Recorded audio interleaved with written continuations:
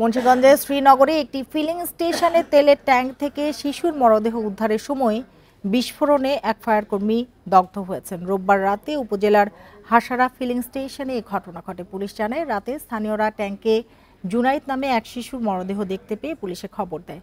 পরে শ্রীনগর থানা পুলিশ ও fire service স্টেশনের কর্মীরা ঘটনাস্থলে পৌঁছে জুনাইদের মরদেহ উদ্ধার করে। প্রাথমিকভাবে ধারণা করা হচ্ছে 7-8 ঘন্টা আগে মরদেহটি ট্যাঙ্কটিতে পড়েছিল। এ সময় তেলের ট্যাঙ্কটিতে কোনো গ্যাস রয়েছে কিনা তা দেখতে ফায়ার সার্ভিসের সদস্যরা আগুন জ্বালালে বিস্ফোরণ ঘটে। এতে ফায়ার সার্ভিসের এক সদস্য আহত হন। পরে তাকে উদ্ধার করে শ্রীনগর উপজেলা স্বাস্থ্য কমপ্লেক্সে ভর্তি করা হয়েছে। ফিলিং স্টেশনটি গত 2 সপ্তাহ ধরে বন্ধ ছিল।